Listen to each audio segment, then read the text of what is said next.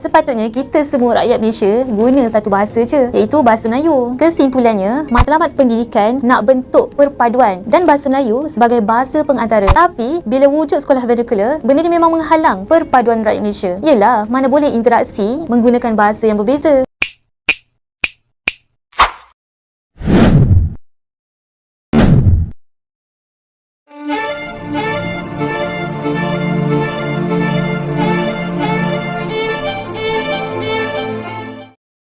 Sekolah nasional di Malaysia tidak mengajarkan bahasa kedua dan ketiga dengan baik. Jika sekolah nasional menawarkan bahasa Mandarin dan Tamil sebagai bahasa ketiga, sebagian besar orang akan mendukung gagasan bersekolah di sekolah nasional. Bahkan bahasa Melayu pun tidaklah dipergunakan dengan baik dan benar. Dan ternyata sekolah nasional diam-diam akan mencoba mengubah non-Muslim menjadi Muslim serta memelayukannya. Orang-orang Muslim dan Melayu Malaysia akan merasakan keberhasilan tersendiri ketika mereka berhasil mengubah seorang non-Muslim menjadi Muslim dan memelayukannya. Siswa yang bersekolah untuk memperoleh pengetahuan tentang seni, sains, matematika dan sastra akan sulit mengembangkan pemikiran kritisnya. Karena pandangan akan terus-menerus dikaburkan oleh sebuah agama dan kemelayuan. Negara Malaysia pun seolah-olah tidak memiliki pengembangan sekolah sekuler, di mana orang-orang dari semua latar belakang etnis dapat bersekolah bersama. Malaysia seharusnya memiliki sekolah hanya satu kurikulum nasional, untuk generasi muda Malaysia tanpa memandang latar belakang etnis. Dan Malaysia seolah-olah tidak memikirkan etnis lain, yang memiliki latar belakang yang bukan dari etnis Melayu. Pemahaman antar etnis dan kesatuan nasional, itu lebih baik, untuk warga Malaysia dari semua kelompok etnis, juga untuk mereka menghabiskan seluruh tahunnya, mereka bersama-sama di dalam sistem sekolah nasional yang sama. Malaysia masih jauh dari kata pencapaian cita-cita dalam persamaan hak. Negara Malaysia memiliki sekolah yang berbahasa Mandarin, yang menarik lebih dari 90% siswa sekolah dasar Tiongkok. Dan sekolah berbahasa Tamil, yang menarik minat siswa sekolah dasar India, dalam persentase yang lebih rendah, namun masih signifikan. Malaysia juga memiliki sekolah agama, atau sekolah Islam, dan perguruan tinggi negeri atau sekolah menengah. Yang hampir semua siswanya adalah orang Melayu. Sekolah nasional seharusnya lebih banyak memiliki campuran etnis. Namun banyak di antaranya, yang sebagian besar siswanya adalah orang Melayu. Dan terasa seperti sekolah Melayu, bukan seperti halnya sekolah nasional. Oleh karena itu, sebagian besar warga Malaysia, yang berasal dari etnis masing-masing, sebagian besar bersekolah pada setiap kelompok etnis mereka sendiri. Sistem sekolah terpisah untuk kelompok etnis yang berbeda seperti itu, pastinya akan berdampak negatif terhadap pemahaman antar etnis. Namun sekolah nasional di Malaysia tetap terus menyangkalnya. Dan beberapa orang Melayu yang bersekolah di sekolah Tionghoa bersaksi, bahwa mereka diterima dan diperlakukan sama, serta tanpa diskriminasi atau rasisme. Mereka bahkan percaya bahwa terdapat lebih banyak diskriminasi ras dan agama, terhadap siswa non-Melayu di sekolah nasional. Maka bisa dikatakan, sekolah nasional mungkin lebih banyak mengasingkan siswa dari kelompok minoritas, dibandingkan dengan sekolah vernakular. Dan sekolah nasional Malaysia harus ditingkatkan secara signifikan, agar dapat menarik siswa untuk bersekolah di sekolah nasional. Hapus diskriminasi etnis atau agama di sekolah nasional. Dan jadikanlah sekolah nasional benar-benar nasional, dalam hal personel, praktik, dan kurikulum, untuk melayani siswa dari semua kelompok etnis. Kurikulumnya juga harus mencakup pengajaran bahasa Cina dan Tamil, kepada setiap siswa yang ingin mempelajari bahasa-bahasa tersebut. Dan sekolah nasional tidak hanya memenuhi kebutuhan-kebutuhan tersebut, namun juga harus menyediakan guru, dan fasilitas. Jika Malaysia menerapkan sistem seperti itu, dengan secara otomatis orang tua di Malaysia akan memilih menyekolahkan anak-anak mereka ke sekolah nasional, daripada menyekolahkan anak mereka ke sekolah vernakular.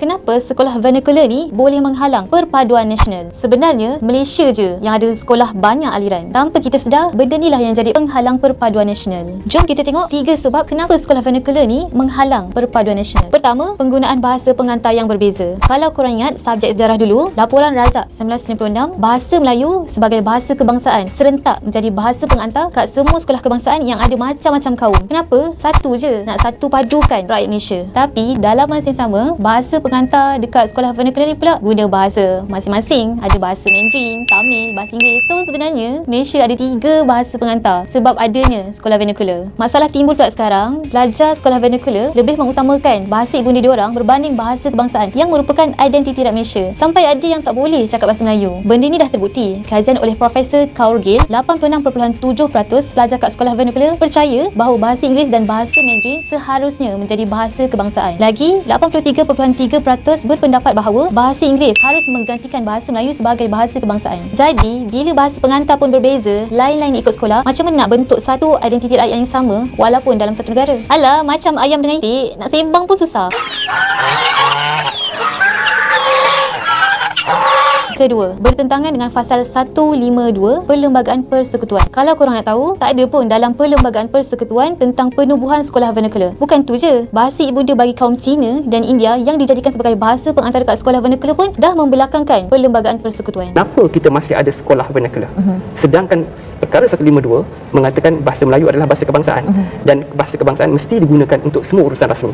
Sekolah-sekolah itu semua rasmi. Jadi mesti menggunakan bahasa kebangsaan. Sepatutnya kat sekolah vernacular tu gunalah bahasa Melayu sebagai bahasa pengantara. Barulah betul. Kesannya bila kerajaan sokong dan tambah lagi peruntukan untuk sekolah-sekolah vernacular, akhirnya timbul banyak isu. Contohnya, lepasan SJK gagal berbahasa Melayu. Ramai je lepasan sekolah vernacular yang tak pandai cakap bahasa Melayu pun sebenarnya. Jadi, boleh kita anggap penubuhan sekolah vernacular ni untuk kepentingan sesuatu kaum je. Kena ingat, Malaysia ada banyak kaum. Cuba kalau kaum lain pun minta untuk sekolah vernacular sendiri. Nanti ada sekolah jenis kebangsaan Iban, Lanau, Kadazan, kan pening tu nanti. Ketiga, kurang interaksi dengan pelbagai bangsa. Dalam Akhbar Utusan Malaysia 2014, Profesor Teo Kok Siong menyatakan seramai 604 orang kaum Cina dan India daripada 14,000 pelatih PLKN pada tahun 2010 langsung tak boleh cakap bahasa Melayu. Sepatutnya kita semua rakyat Malaysia guna satu bahasa je, iaitu bahasa Melayu. Kesimpulannya, Matlamat Pendidikan nak bentuk perpaduan dan bahasa Melayu sebagai bahasa pengantara. Tapi bila wujud sekolah vernacular, benda ni memang menghalang perpaduan rakyat Malaysia. Yelah, mana boleh interaksi menggunakan bahasa yang berbeza. Sekian sahaja celik politik pada kali ini.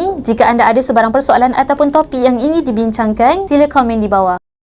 Hakim menyatakan bahawa penggunaan bahasa Mandarin atau selain daripada bahasa kebangsaan Mandarin atau Tamil ni dijamin oleh perlembagaan menurut peruntukan di bawah perkara 152 dalam fasal 1 fasal B yang menyatakan bahawa, saya baca penghakiman itu, the exercise of this constitutional right by government is not only confined to the study of the languages but also extends to the use of such languages, which includes, in my view, as a medium of instruction. Jadi mahkamah mentafsir bahawa hak untuk menggunakan bahasa ibunda itu juga termasuk hak untuk menggunakan bahasa ibunda itu sebagai medium. Ini tafsiran mahkamah. Jadi kita pada saya pada awalnya saya baca perlembagaan ini, saya kata untuk belajar dan untuk mengajar atau menggunakannya.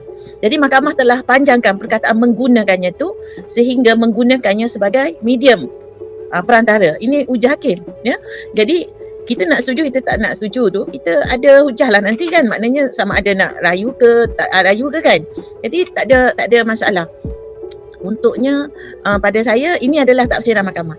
Dan dalam mentafsir, saya bukan tidak jelas ataupun tidak jawab soalan moderator secara straightforward. Saya jawab, saya kata mahkamah itu tafsiran mahkamah. Kan, itu tafsiran mahkamah. Mahkamah kata boleh guna bahasa Mandarin atau Tamil. Hujah dia apa?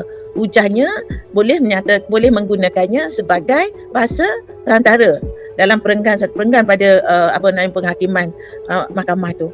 Jadi ini tafsiran hakim. Jadi dia kata penggunaan itu termasuk hak untuk menjadikan bahasa itu sebagai bahasa perantara. Satu lagi, hakim menggunakan historical approach. Maknanya macam Tuan Buzir sebut lagi lah, Tuan Buzir Azam sebut tadi. Maknanya hakim tengok sejarahnya sekolah vernacular. Dulu sekolah Melayu pun vernacular juga kan dulu kan, kemudian dijadikan sekolah kebangsaan. Jadi di sini kita nampak sekolah vernacular yang menggunakan bahasa Mandarin atau bahasa Tamil ni diterima oleh hakim sebagai satu amalan yang telah dibuat lama dulu. Yalah, bila rakan-rakan kata macam susah nak hapuskan dan sebagainya tu, itu isu lain lah. Itu isu political reality. Tapi dari segi undang-undangnya, kita dalam undang-undang perlembagaan kita nak tahu dia sah atau tidak sah.